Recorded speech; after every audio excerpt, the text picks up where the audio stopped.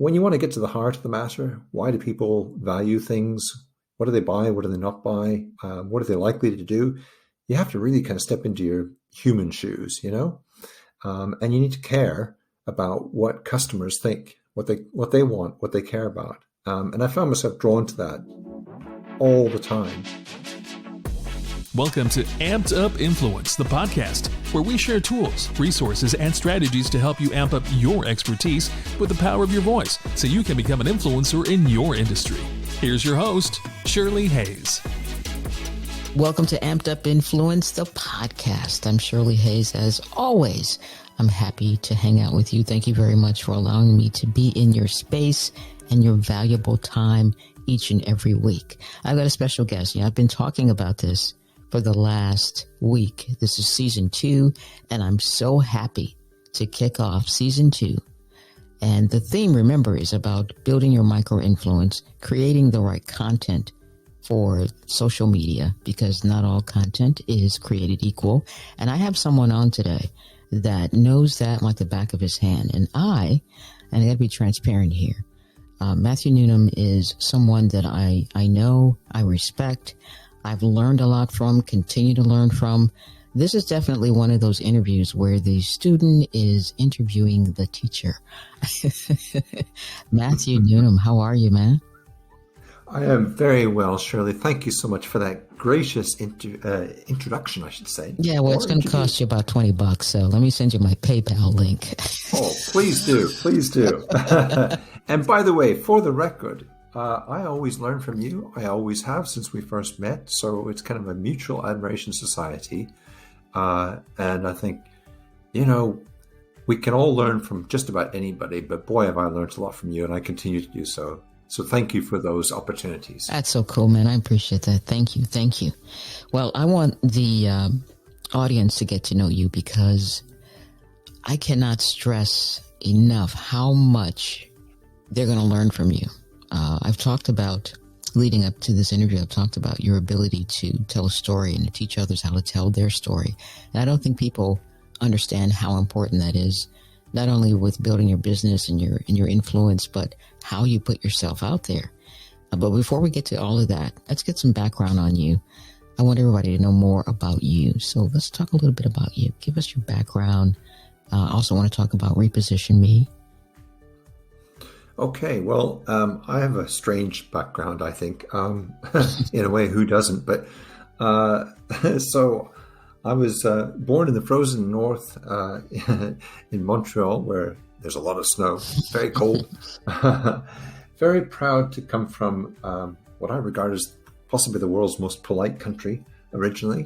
My father had the option of going left to Australia when he left Britain, but he turned right and went to Canada instead. So that's how I ended up being born there, a multinational.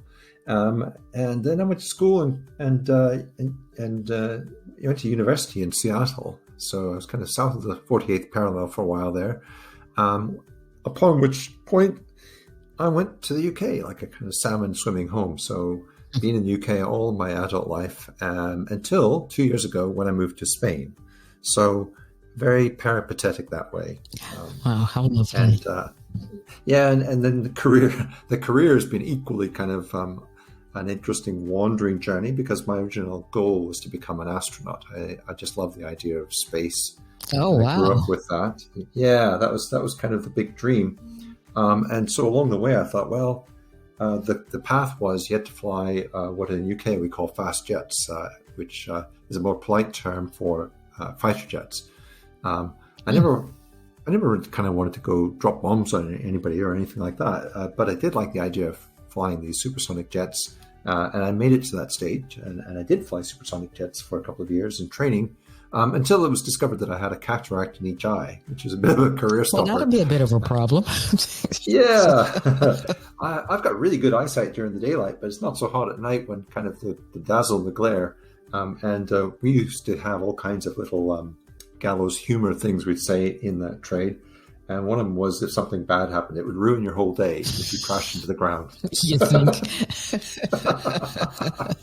So it was really great fun to fly in super fast jets and do all that kind of Top Gun shenanigans, and that was wonderful for the most part.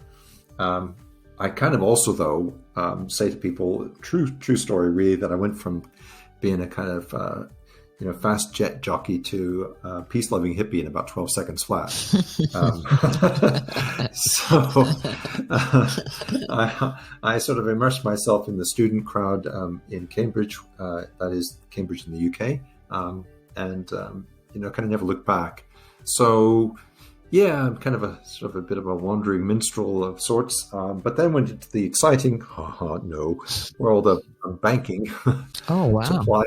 to ply my trade initially for about 7 seconds in the world of IT, and quickly got out of that because I always was the guy who's asking, well, what's the customer think, and how does the business actually work, and what kind of experience are we trying to deliver here, which business people love mostly, and the IT people mostly hate. Why? Because they just want to build a thing, get it out there, and it's typically about kind of logic A, B, C, and da da da da. By the way, I don't want to be pejorative against the world of technology, because technology has delivered a lot of really cool stuff. It's just that when you want to get to the heart of the matter, why do people value things? What do they buy? What do they not buy? What are they likely to do?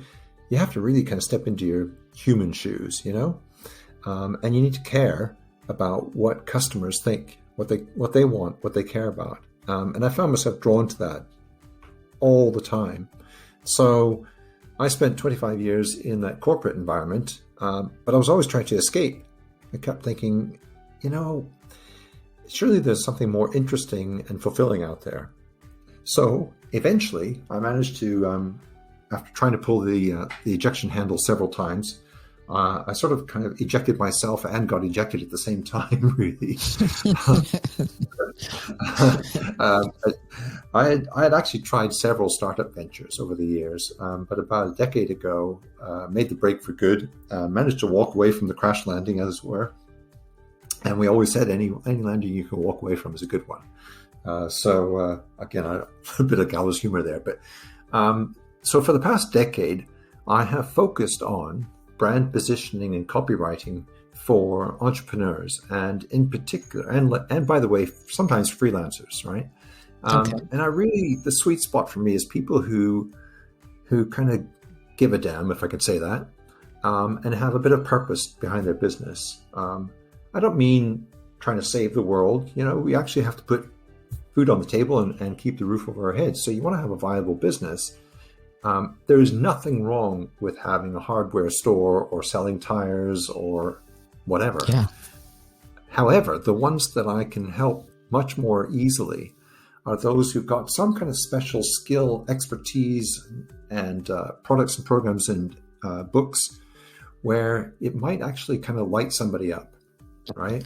No. That sort of thing. Does that make sense? Oh, absolutely. Because that takes me into my next question, because with what you do, before we even get into how you do that, I'd like you to, how do you define microinfluence? It's basically comes down to this. There used to be an ad many, many years ago in America. It was an ad campaign. And one example is there's a crowded flight. You can tell I'm obviously hung up on aviation. Right? You think? Wait till we get on films. Oh my God. So there's an airliner flying along, and there's two guys who are speaking to each other from across the aisle. And one of them said something like, "Who do you invest with?" And the guy says, "Well, my stockbroker is E.F. Hutton." And he says, and all of a sudden, all the conversation in the cabin stops. Mm-hmm. And everybody starts looking at this guy who's about to say something. And the tagline was something like, "When E.F. Hutton speaks, people listen." Yeah, I remember that campaign, right? Yeah. It was a very good piece of ad work, and the idea is that you don't have to have a large platform. And I think there's a lot of people who get carried away trying to be the next I am, right? The big kind of sage on the stage. I'm more into being the guide on the side, and just find a place to make yourself useful and help people. And the people that I work with are of that mindset. So whatever your pond is, whether that's 10 people or 1,000 people or whatever, is can we communicate meaningfully about something that people care about and help solve some problems and make a difference? It's kind of that simple. And to answer the exam question, what is a micro-influencer? It's somebody who says things that get some traction. They get noticed. The things they say or communicate get noticed, and they help other people so that it's seen with value, right? It's not almost never going to be about gimmicky stuff or faddish things, right, or trying to shout louder than the next person. It's have something meaningful to say that helps somebody. I think that the key point in that is where you said value. That's just so important, and it seems that keeps getting missed when people are trying to either build their influence, build their business, their brand, whatever the case may be. They seem to have they keep missing that point. Why do you think that is? Well, there's a couple of things, and you know that I've been thinking about this stuff for a long time. Really, I've been watching conversations ever since I was about 10 or 12 years old. They've always, I'm kind of, if I've got a geek thing about me, one of them is I always think about conversations all day long, how they might play out. So I observe that what happens is people, they keep going fishing for what the electorate might like. I say the electorate because it's like politicians who think, well, I don't know, I don't really necessarily believe in anything, but if I throw enough kind of fish out there, maybe somebody will kind of bite on something, and then I'll decide that's my policy, right? And I see this happen a lot with people who are out there on social media. It's impossible to figure out what they really care about. It's not even easy to figure out what they do, by the way. And they try all kinds of angles. And I'm thinking, you know what? I don't think that's you. I think you're fishing for some traction in the marketplace. So you're just trying to find something that somebody likes. So you get some applause, a bit of acclaim. You get the dopamine hit because you got a bunch of interaction on your post. But what I really want to know is, are you genuine? Can you help? Do I think we're going to get along together? All right. So that's what I'm seeing that isn't working. And by the way, sometimes it does. Somebody might say something that's deliberately provocative, or it might even be a gimmick and it might work. But there's a growing segment of the market that they don't like that stuff. When I was thinking about something I saw Gary Vaynerchuk posted on LinkedIn maybe about a month or so ago. And he said, post what you want to be known for, not what you think people are going to like. There you go. And I would add to that, it's got to be the truth. That might sound blindingly obvious, but just because something sounds like what you already know and maybe even believe, people will read you on all kinds of levels. That comes from a good friend of mine, named Andrew Priestley, who's a phenomenal business coach and mentor. And people will, even if they are only doing it on a subconscious level, if you're not who you say you are or who you're trying to project, they're going to sniff that out. Like, a dog who can figure out if you're a friendly person or not. So it can take a long time to figure out who you are and what you're really good at. Some people, they might be searching well into their 50s or 60s. That is entirely possible. And that is not me saying it with any judgment whatsoever. Sure. It's kind of a big deal to figure out who you are and what you're good at, right? Where you can add value. Do you think, I don't know, I tend to think some of it comes from where you come from in life, because you and I both know that you've got to be real. You've got to be who you are. But I find a lot of people are afraid to show their flaws. They're afraid to talk about, their failures. they only want to present what they believe to be the perfect part, because they think that that's the only part that matters, and that's going to push them forward. But you and I both know that that's not really a good formula. How does someone step away from that? What do they need to do to get out of that way of thinking? So I think that, and that's a great question, by the way, Shirley, that it really gets to the heart of the matter. I think there are three major components to this. And then recently I discovered a fourth. I love the rule of threes and I try not to break it too often, but I'm going to have to on this occasion. Yeah, exactly. A bonus. So the first thing is you got to be relevant to other people, right? If you were, that classic kind of mind exercise, if you're on a desert island, what do you value? If a group of people are on a desert island and somebody's, and you're doing an inventory of who's good at what, and somebody says, well, I'm a lawyer, or somebody else says, I'm a stockbroker. Well, guess what? On the desert island, we don't need that stuff. It's just not going to help us. What we want is the guy who's a great carpenter and somebody else who's an amazing hunter or somebody else who can cook like you can't believe. I'm having visions So of Naked and Afraid. That's where that comes into play there. We're all lost. Okay, what can you do? Yeah. Yeah, exactly. And by the way, the storytellers have been around since we were in caves. So people who are great at telling stories like you, well, you're in high demand. So we have to be relevant to what people want and what they care about. There's a huge confusion in business around the distinction between what people want and what they need. Lots of people crying themselves into dust trying to sell people what they think they need instead of listening and watching in terms of what people actually want. Right? You got to be ethical about this stuff and provide what they need wrapped within what they want. But you got to meet them where it's about want. Always about want. Fundamentally, humans only do what they want. Look at a baby in the high chair trying to feed them something they don't like. Right. It's not going to happen, is it? Right? Unless we're forced under some compliance regime, which we will break out of as soon as we can. Nobody does anything they don't really want to on some level. Right? Unless they're under duress, they won't do it. So why do we try and force it on them? Why do we try to convince people to do something that they maybe need but they don't want? Right? So for me, step number one is, of these three things, you've got to be relevant around what people want and what they care about. And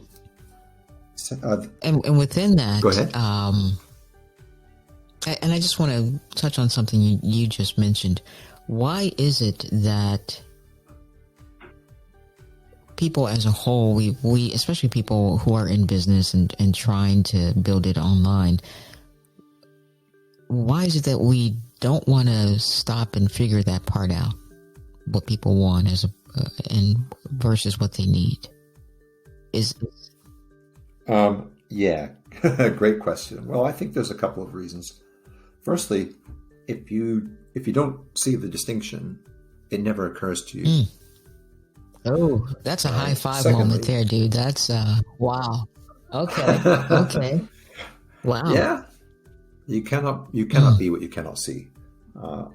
Reason number two is it takes work, right? You may kind of get stranded on this little point for quite a while because it isn't necessarily easy to find out what people want. I know there will be people who say, yes, it is. Well, I've got news for you. Sometimes it's not. And there's no such thing as a blanket answer that's it's always easy or it's always hard. Sometimes it's just hard work, depending on your field. Particularly if you break that down, get into the nuts and bolts of what does somebody really want. There's all kinds of people out there who will sell you programs or coaching or some other thing and say, oh, it's really easy. I can show you how in 7 seconds. No, you can't, actually. Not if the thing is of substance that really digs into the heart of a problem what somebody wants to have solved. It's not that easy. And you're actually doing it an injustice and you're trivializing their situation and your own value if you try and skim read this thing. Right? Because, hey, surprise, surprise, we're all different. So why is it that people just think one size fits all solutions are just that's the instant answer? I get that people want the instant fix. Doesn't mean that's what they really want. No. Because guess what? The instant fix didn't work. Now they want some more of the thing they never got in the first place.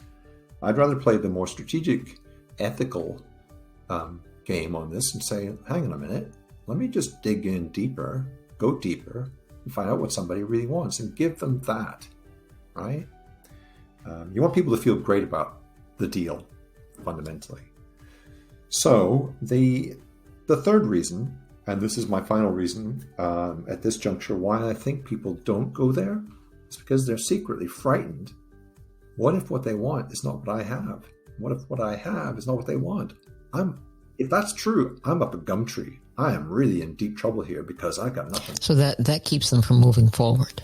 But well, it does. But if we go back to your other point about digging deep and finding that out, if you do that, you do the work, you put in the time, then by the time you get to this step, that fear should be pretty much gone, or much smaller than it was before, right?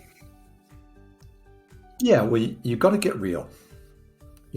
So for one thing, there's probably something you have in your skill set or experience or both, whether that's a natural skill that you're not yet aware of, which I spend a lot of work with people developing, as you know, or skills that they may have applied, I don't know, as an employee or wherever, that they don't really understand the full value and full impact of that. They haven't tuned it. And sometimes we actually have to go off and upskill ourselves somewhere and just accept that we have to serve an apprenticeship to get better at that stuff. There's a whole people out there who are trying to sell this notion that, hey, you too can just be an instant superstar and you can be an expert in your field. Maybe. And what about maybe not? Maybe you're not at that level, but you can help somebody is the point I'm making. As long as you're realistic about how good you are and where you're not yet. Awesome. All right? Start somewhere. And if you got to pick up a shovel and start digging and say, hey, I can dig holes, I'm pretty good at that. And then I can do this other thing. And then eventually I can become an amazing landscape gardener. That's okay. We've been sold this thing through reality TV and other places that says everybody is a superstar. No, they're not, actually. No offense, guys. We're all on a journey. It's okay to be pretty good at something for a certain section of people, and you have to work your way along to get better and serve a wider group of people. What's wrong with that idea? And I think more people need to understand that it's okay not to be, you don't need to be the next Kardashian to be an influencer within your industry. You don't have to, and I agree with you. I think there's just so much noise around us that you got to do this, you got to do this, you got to do this, that the stuff that really makes sense, like what you're talking about right now, is what they really should be focusing on. And they're just not hearing that part. But hopefully now we can help them hear just a little bit better. That's and it's far more satisfying, by the way, and that you're actually basing what you do on solid ethics. Yeah. Right? It's not even philosophical. It's just straight up and down. Are you doing something that you can actually do and do it well and notice the full value of the impact? Let's say, for example, somebody has an issue with, I don't know, they stammer or stutter. Well, that can be a big deal to somebody. It can really impact their confidence and so on and so forth. So if you can help with just that one thing, that could be an amazing kind of turnaround and have an effect that resonates down the decades throughout their life. But don't then say, I'm an amazing world-class speaker trainer if you're not. Exactly. No, you're the person who helped get past the stammer or stutter. That's it for now, right? Be real in what you do, but recognize the lasting value that's possible when you really do that well. And that's a great place to start from. Wherever you are, people are going to believe what you say with much more kind of reliability than if you try and wing it or get out over your skis, as somebody I know used to say. What was the fourth that you wanted to? We haven't done the third one. Oh, yet. I'm so excited! I just skipped right over that. I was like, hey, let's go. I'm hoping that along the way we have been satisfying the fourth one. But I'm gonna just hold that back for a moment, if I may. So the third one is being relatable. Okay. So, by the way, these are 3 R's. Okay. First one was be relevant. Got to meet them where they want to care about the thing. Second one is be real. And the third one is be relatable. I have lost track of the number of people who, when you try to figure out what they do, when you listen to them or you read what they've written, it's like having to hack your way through a kind of tropical jungle and thinking, I don't know, somewhere in here there might be a treasure, but I don't know if I'm ever going to find it, because there's so much undergrowth and obfuscation or confusion or, wrong tangents. I just want to know in English, what do you do? That's a really good point. And it's amazing. Yeah. How many people, honestly, I don't know, as a percentage, do we tend to meet where you hear what they do and it's easy to digest, even if it's not for you? You go, oh, yeah, that makes sense. And I can see that that's really something that's going to be valuable to some people. And there's no extra kind of guff around that. It's just clean and to the point, and I understand it, and it sounds like it's very appealing for the right people. How many times do you hear that as a percentage of everybody's stuff out? Yeah, that's pretty interesting, because I always think of it this way. I'll ask somebody, well, what do you do? And they'll have this long, drawn-out thing. And then I'll say, well, if you met me at a party and there are a bunch of people around and it's loud and you want to get my attention quickly, what would you tell me? And then it's 2 completely different things, but like you said, then it's much clearer, because now they realize I don't have enough time, to get this, to explain all that, so I better come up with a better way. Well, you know what? At parties, a lot of people think, I'm going to do it anyway. I'm going to raise my voice and I'm going to go into my long droning thing, and I hope that Shirley is somehow captivated by something, God knows what, and she might just stick around and listen to me. And then, oh, wait, her eyes are glazing over. What's going on there? Oh, wait, she just went over and talked to that other guy. It's much more interesting. What happened here? That's what happens in reality. They don't change their pattern very easily or very often. And they just think, if I just repeat it enough times, by the 3rd or 4th time I tell you this long spiel that's confusing, maybe it'll start to sink in. Yeah, I would agree with that. I think sometimes it's just habit. That same person. It is. I mean, I had a guy, this was years ago, who was trying to ask me out on a date, but it was taking him such a long time to get around to it. I think my birthday and Christmas came by. We were waiting for this guy to just going, really? How long is this going to take? Well, here's the polar opposite. I do like to exaggerate to illustrate. The polar opposite of that is the person who gives you that slick elevator pitch. And honestly, I just want to throw up when I hear those things. And I say to people, look, I think you probably do some really cool stuff, but could you just tell it to me in English, please? Just tell me what you would say to your granny. Because she wouldn't listen to that stuff. Then you get the deer in the headlights looking like, what? Exactly. And that's where I focus. If I think somebody's got something really valuable and interesting, and it does make a difference for other people, then I'm prepared to dive into the lake and find out what it is, right? For me, the analogy is I will go down as deep as I need to into that lake, and I will get to the bottom and I'll find the treasure. Because usually it's obscured by many, many layers. It might be hidden to the person, by the way. They don't know the value they're sitting on, right? Or they've been told some amped up false version, which took them down the wrong road, that, they were an instant superstar. And inside themselves, they kind of know that's not true. So now they've got this cognitive dissonance thing going on where they don't really believe the hype they've been told or sold. They probably paid dearly for that stuff, by the way. They probably paid a couple $1,000s on a seminar to pump them up to believe they're a superstar, that they don't even know what the thing was supposed to be about, and they don't really believe it. And surprise, surprise, they can't actually put that stuff into action. So they're sitting on value. They're not sure exactly what it is. They've got some mixed signals from, clients or the public at large. So they're just not sure. I want to talk a little bit about Reposition Me. Give us an overview about your company and a little bit more about how you help business owners, or who is your target? I don't want to just put that out there like that. Who do you work with? So I work with people who are what I call purpose-led. You know, they're in business, either as an entrepreneur with their own company, or maybe they're a freelancer starting to make their way. Sometimes employees, by the way, but mainly it's entrepreneurs and freelancers who they are usually in a service type of business. It could be all kinds of things, you know, whether it's voice coaches, it's usually coaches and consultants, by the way, you know. They're very good. They've been around. They've practiced their craft for typically at least 10 years, sometimes 30 or more years. But when you ask them, what do? You get this kind of slight hesitation. Then you get this kind of story that, like you say, takes longer than you're comfortable with, certainly longer than they're comfortable with. You can tell it kind of wavers and stumbles a little bit. They're sort of thinking like, can I try that again, please? Okay, they don't necessarily say that, but you can tell it's coming across that way, right?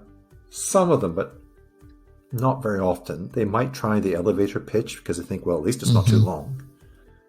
Basically, what it comes down to is they're not comfortable saying what they do in a way that doesn't sound somehow it just isn't hitting the right notes. Might even be striking the wrong ones, by the way. It's not quite the same, you know? They don't feel confident about saying what they do. And the next problem is they're not really sure how to kind of package that. Say, well, what does it look like? Well, I kind of do a bit of this, and sometimes I do that thing, and oh, right. So what do you mean? It depends? Yeah. Huh. So you mean there's no simple thing that if I wanted to come in at beginner level, I'd do this, and if I wanted the next level, or if your flagship service, what's that like? And then you get a real long story that goes all over the shop floor, right? So basically, if people have a problem cleanly saying, I do this in these ways for these people, and then they can show me examples, at least where it's written, and I can go, oh yeah, that makes total sense. I really understand who is it for, what does it do, what's involved, because there's some components to it. Usually there's a framework, so there's kind of 3 stages. If I don't get that story really cleanly, I know there's a wobble. It's like a shaky ladder. Right. So is it an issue of belief? Is it confidence? Is it just not knowing how to structure that? It's all of those things, right? If you haven't got that clean structure, organized thinking, it says, actually, there's 3 components to what I do. So for me, it's first, you got to find the value or reconfirm it. Because without that, you don't know what you've got. Second thing is you got to be able to package that in a way that people can relate to. It says, oh, I see. You've got 3 levels of service for these people. And this is what that one does. This is what that one does. What problem does it solve, right? Oh, okay. Now I understand your shop window is really clear. There's the small cake, the medium size, or the big cake. I'm using that as a metaphor. Now that I've got that, how do I describe that and have a conversation with people, right? Either as a brochure, as an actual sales conversation. I get a lot of people saying to me, wow, you've done such a great job. You can find the words that I couldn't find. And now I've got something in writing because you've written it for me. But could you come to my sales meetings? Because I don't know how to say that stuff to a client. Now, at this point, I kind of laugh. And I feel my heart breaks a little bit because I'm thinking, wow, I wanted them to be your words, not just because I said them. I wanted you to take them to heart and you feel like, yeah, that's me. And if you haven't, and you're trying to memorize what I wrote on your behalf, we got a problem. Because I want to know, what do you really care about? What do you really believe? And if you have the confidence, you now know what you do and why that's really valuable to the right audience. You should be able to say that without having to memorize a bunch of stuff. Because it should be natural. It should be who you really are and what you really do. Because But when I look at how many people can do that really well without sounding like they're trying to broadcast through a foghorn, because there's a lot of overconfident people Mm-hmm. out there who are pushing their stuff hard. I don't like that. I think a lot of us don't like that stuff, right? I don't do that with people. We should be quietly confident in our own space and not have to shout about it. I think Okay. so. That goes back to having the confidence to just be yourself. And do you think is that people are afraid to fail, and they kind of hold back on, or they're afraid of what someone may think or say about them? That's what keeps them from being that confident, transparent person? Yes, I do. And I actually think they're also afraid of what they might think of themselves. Ooh, Right. that's kind of deep. Wow. Well, I'll tell you this, Shirley. What I have found increasingly over the last several years is I try to have as few moving parts as possible, and that includes the principles that I rely on. There is a lot of complexity in my first career, learning how many switches, knobs, and so on and so forth are in a high-performance jet. That pales into insignificance compared to the world of marketing and putting yourself out in the world, because you're bombarded with all kinds of conflicting advice, what to say, what to post, what to kind of everything. And no wonder everybody has their head turned. So I want to simplify it and say, look, just tell me what you do that's going to make a difference and who that exactly fits. Who's a great, great client? What would they say the problem is? What do you do specifically? What's your framework? You know, you don't want them to be, they shouldn't have to wear a blindfold and wander around in some kind of laser quest environment thinking, I don't know what's going to happen, but eventually I'll get out of here okay. No, show them beforehand what it's like to work with you. People struggle with that because they haven't got a clear method of doing what they do, right? And so they're kind of afraid of their own perceptions of themselves because they don't really have that confident value platform, right? They kind of know that they've got something in them that's really capable, and they would be right to think that. But they know that as soon as they show up next to somebody else in the room who's really got their stuff together, it's going to look wobbly and feel wobbly to them, and it's going to show to other people.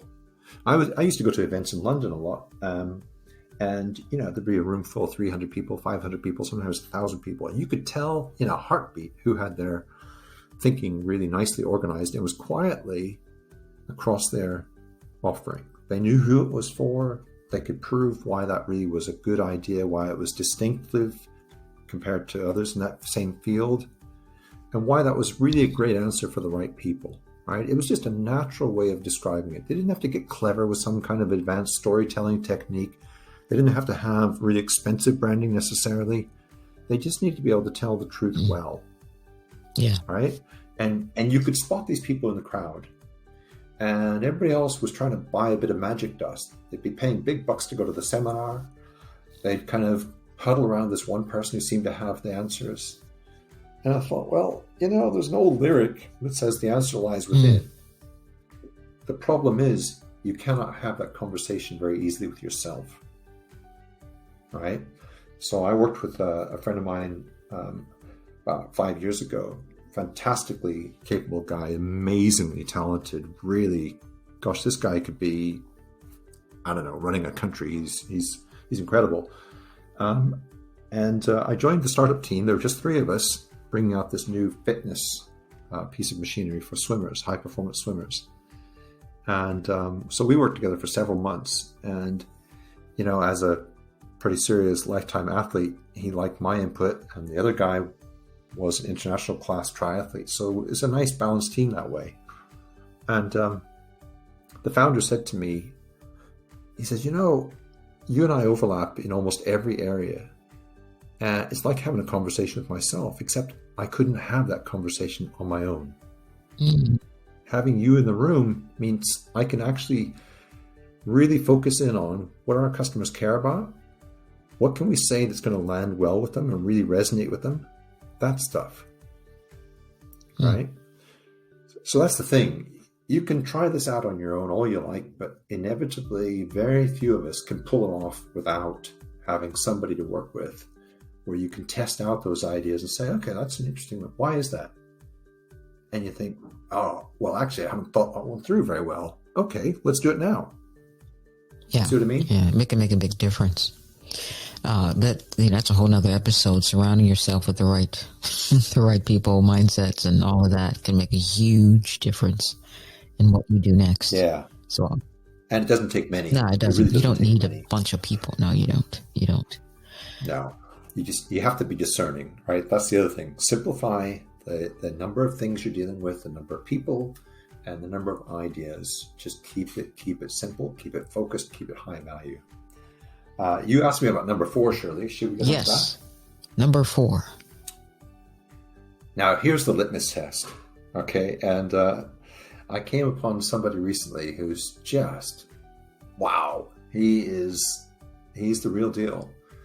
And he wrote a cracking post on LinkedIn about how, this is the internet. You gotta actually, things scroll past you so quickly that you'll never get noticed the way most of you are going about this. He says you have to learn how to be interesting. Now, when you read his posts, there's no graphics, by the way. He doesn't even do images. All he does are words in his LinkedIn posts. And he's very accomplished, but he's only been on social media for about 18 months.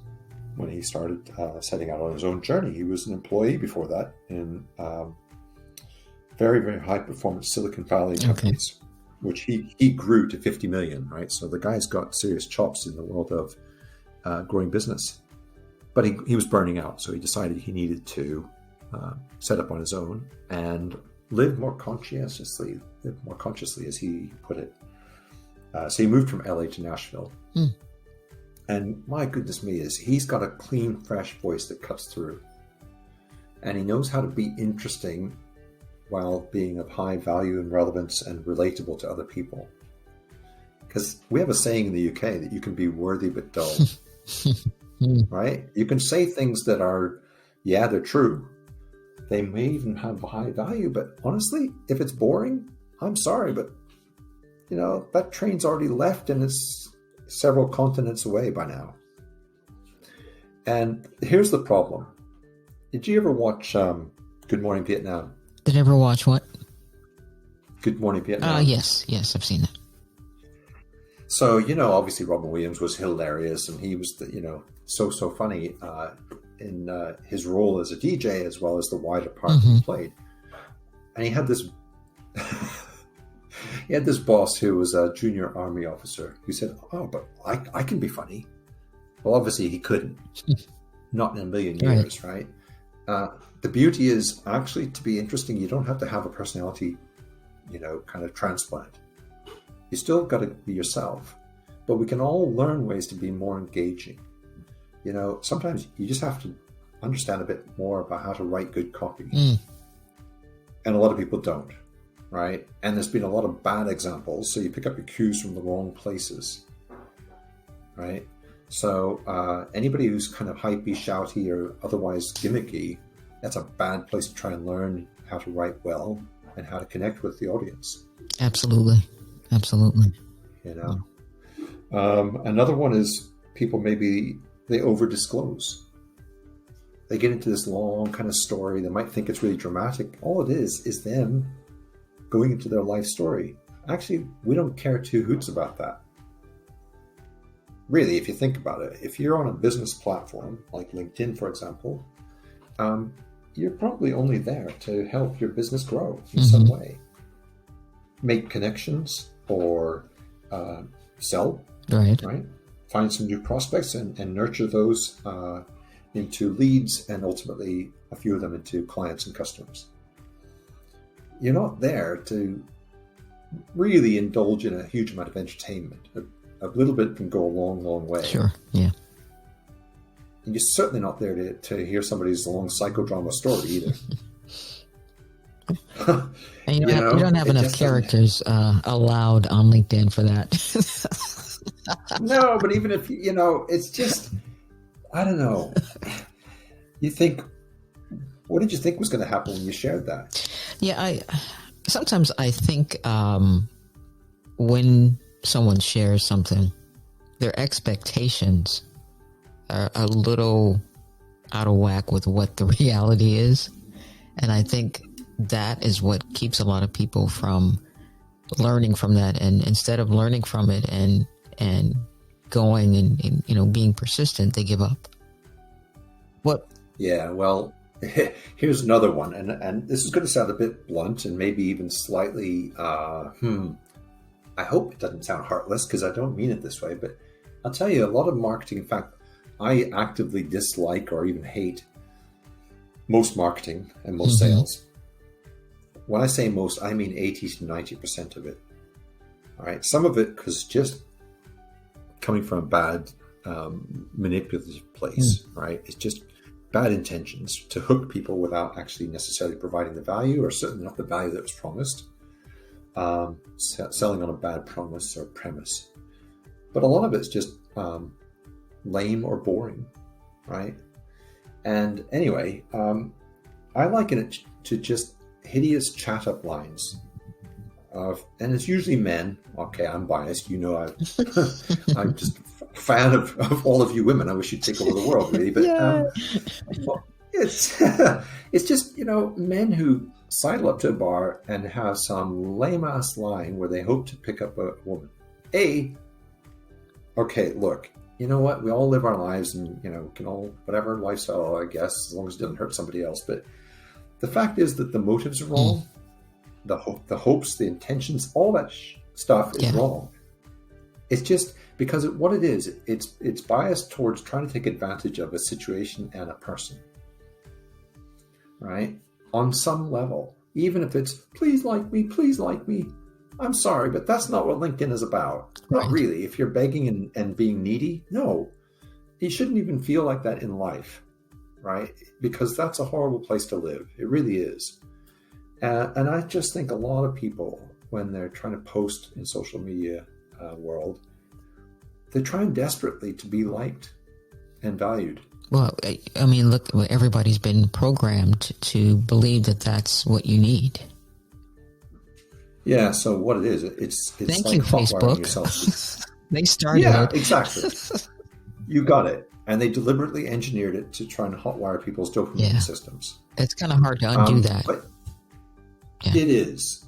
Yeah. And I would not for a second want to trivialize that. But that's just bad stuff. It just is, right? And so you think before that stuff existed, there were people that you would have met.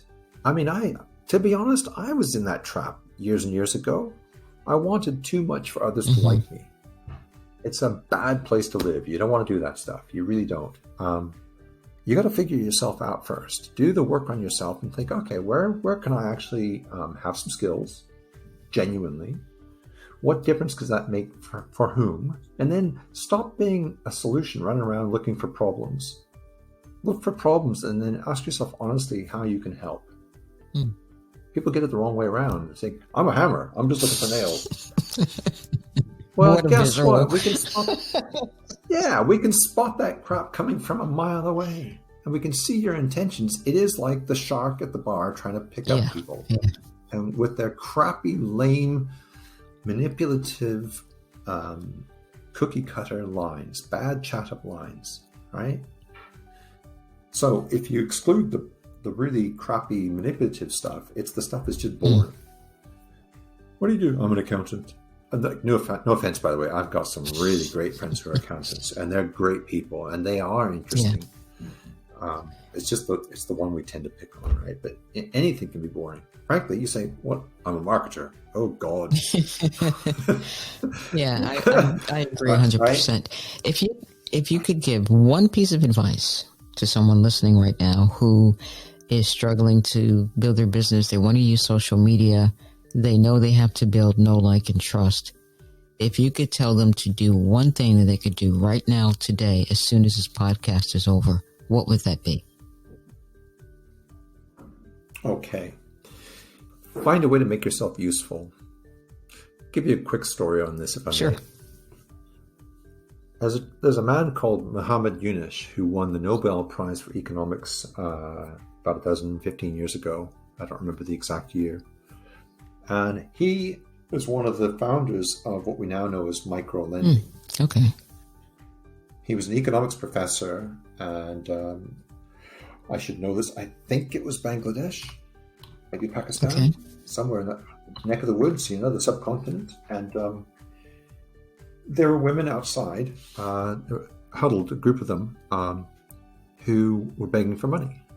I stopped to chat with them, and it turned out that of these 5 or 6 women, they were all in debt, by the way, to loan sharks, and that put a horrible pressure on them. And the life was already tough enough as it was, right? They had to borrow the money because otherwise they couldn't buy the thing that they needed just to survive. So it turned out that the collective debt was $26, and that would lift them up out of the clutches of the loan sharks. It wasn't like they weren't gamblers. They didn't kind of squander what they had. They just had borrowed to kind of get things going for basic supplies and so on.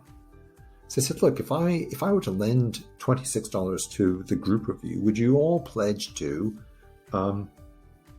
keep each other accountable and pay me back, over a long term? Very, very small amounts. Would that work? And they said, yeah, okay. So he found that by lending to small groups, they all helped each other, supported each other to pay that back. But meanwhile, they got a huge leg up on their situation.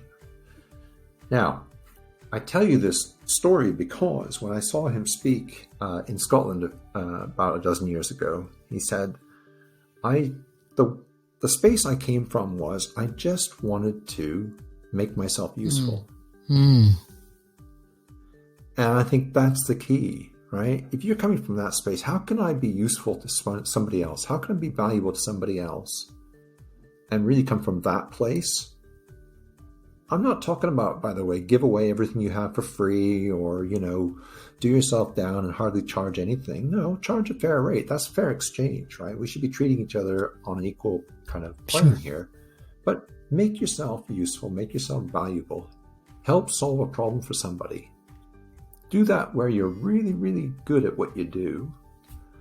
And you'll start to get into a groove where you think, wow, it keeps being the case that people thank me for doing this thing here. They seem to really resonate with that thing. There's something about the way I do that they really like. And there's some traction there. Okay, so what's really happening there? What do they really want? What's the problem that I seem to be helping them? And how do I do that that's somehow distinctive, that they like that, where they could have bought it somewhere else? What's happening there? What's really the essence of what's happening here? That's how you get to the core of where your value is distinctively your value. And then you can start to build out service offerings and products around that, and you can start to find a language to describe that to people. Awesome. Right? Awesome. Matthew Newnham, thank you so much for coming by and spending time with me here on Amped Up Influence, the podcast. Dude, wow, I am just, just so many things are running through my brain. And I know, the listeners are just jotting down notes and going, oh man, why didn't I think of that? We're definitely going to have you back because there's just so much more to talk about. And you're just so great at what you do that I know listeners are going to benefit quite a bit from the information that you have to share. So I appreciate you taking the time to come by and spend time here. It's an absolute delight, Shirley. It really is. I love what you do. And I love connecting with people who care about what they do and are trying to help other people. And you do that brilliantly. So always happy to chat with people, look at what they do and say, hey, let's see if we can find, where is that treasure? What's it really about? That's what lights me up, is helping light them up. And they light other people up with what they do, right? So it all goes around in a beautiful circle. That's awesome. If you want to know more about Matthew Newnham and the amazing things that he does, there'll be a link in the show notes to Reposition Me. You can go and check out his website, learn more about Matthew, and you'll also find him on LinkedIn, posting some amazing content there as well. Thanks again for coming by. My pleasure, Shirley. Thank you. Coming up on the next episode of Amped Up Influence, the podcast. My guest, Clayton Butler, talking about audio branding. What is it and why do businesses need it? People are listening more than they're watching now, especially as they work and they're multitasking. So we need to start focusing as a business on how our brand sounds because people are listening first. So sonic branding is how you sound in the marketplace. That's coming up on the next episode of Amped Up Influence, the podcast. I'm Shirley Hayes. Ciao for now.